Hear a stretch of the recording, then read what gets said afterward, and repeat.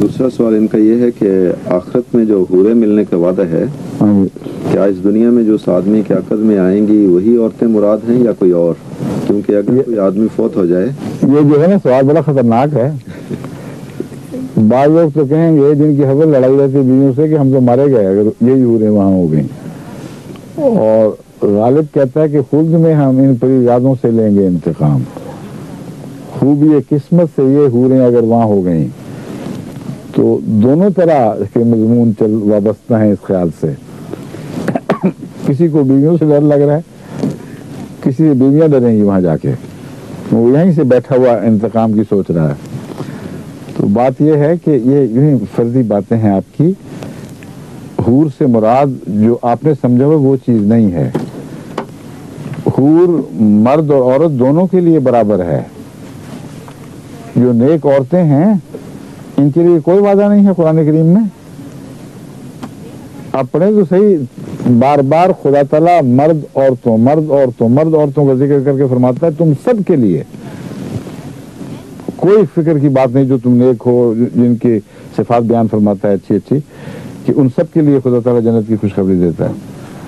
تمہاری حوریں بیٹھی کیا کریں گی بیچاری؟ اگر انہوں نے حوریں بنا اور ان کے لیے کوئی حور نہیں، ان کے لیے وہی اجڑے پجڑے مرد جو یہاں ہوا کرتے تھے، تو وہاں کیفیتیں بدل جائیں گی. وہاں یہ سیکس ہونی ہی نہیں ہے. وہ کوئی مولوی مودودی صاحب کے تصور کی جنت تو نہیں ہے جس کے متعلق مولانا فرماتے ہیں کہ وہ لوگ، وہ بچیاں جو بلوغت سے پہلے فوت ہو گئیں، ان میں کچھ ہندو بھی ہوں گی، کچھ سکھ بھی ہوں گی، کچھ دوسری بھی ہوں گی، عیسائی یہودی، ان کا وہاں کیا مصرف ہوگا. تو مولانا نے سوچا ہے کہ جنت سے باہر ایک خیمہ لگا ہوگا بہت بڑا، اور اس میں خیمے سے مراد ہے کیمپ، یعنی خیمہ گاہیں ہوں گی بہت زبردست. تو جنت میں جن اصحاب کو ان کی طرف جانے کی خواہش ہوگی وہ کچھ دیر کے لیے جنت سے چھٹی لے کر باہر چلے جایا کریں گے اور وہاں دل بہلا کر واپس آ جایا کریں گے. یہ جو تصور ہے مولویانہ، ان کا وہاں کچھ بھی نہیں ہے. وہاں جائیں گے تو ان کو سمجھ آئے گی کہ کہاں آپ پہنچے ہیں. وہ تو ان کو دیکھنا ہی شاید نصیب نہ ہو، لیکن اللہ کی رحمت جسی چاہے دکھا دے. کئی بہت شریف نفس مولوی ہیں جن کے متعلق میں ہرگز نہیں کہہ سکتا کہ نعوذ باللہ من ذالک ان کے متعلق ہمیں حق ہے یہ فتویٰ دینے کا کہ وہ جہنم میں جائیں گے. کسی کو حق نہیں ہے. اللہ اور رسول کے سوا کوئی نہیں جانتا، اور رسول بھی وہی کچھ جانتا ہے جسے جو اللہ بتائے. بس میں اصولاً باتیں کر رہا ہوں. یہ مولوی اگر وہاں پہنچے تو بڑی ان کو بیچاروں کی قسمت دینا مرادی لکھی ہوئی ہے، کیونکہ انہوں نے حلوے کا بھی تصور باندھا ہوا ہے. ایک ہمارے اردو کے شاعر تھے، کیا نام تھا ان کا؟ کیا جی مشہور، میں زیادہ آج کل کے کتابیں نہیں پڑھتا اس لیے نام، میرا جی کیا نام تھا، بڑے مشہور مزاحیہ شاعر تھے.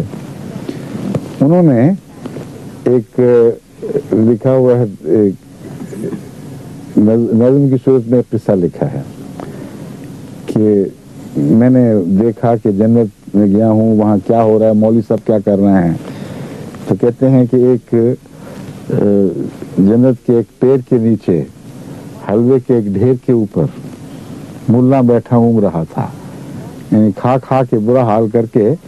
تو جنت ایک ڈھیر لگا ہوا تھا ایک جنت کے پیڑ کے نیچے، وہاں ملا صاحب نے کھا کھا کے تو حالت غیر کی ہوئی تھی اور وہاں نیند آ چکی تھی اس کو. بہت دلچسپ نقشہ کھینچا ہے.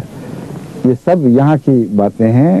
قیامت کے دن کا تصور کسی انسان کو حقیقی ہو ہی نہیں سکتا. کوئی ایسی آنکھ نہیں ہے قرآن کریم کے بیان کے مطابق جس نے وہ باتیں دیکھی ہوں. کوئی ایسا کان نہیں ہے جس نے وہ باتیں سنی ہوں.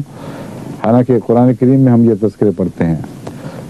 بس کوئی کان نہیں ہے جس نے وہ باتیں سنی ہو سے مراد یہ ہے ان کی حقیقت سنی ہو، وہ تم پر ظاہر نہیں ہوئی نہ ہو سکتی ہے. اور کوئی آنکھیں نہیں ہیں جنہوں نے دیکھا ہو، اس سے مراد یہ ہے کہ جو کچھ خدا وہاں پیدا فرمائے گا اس کا ہم تصور نہیں کر سکتے.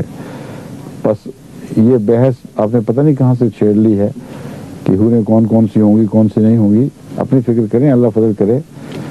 آپ کے لیے بھی ہیروں کا انتظام ہوگا، آپ کی بیگمات کے لیے بھی.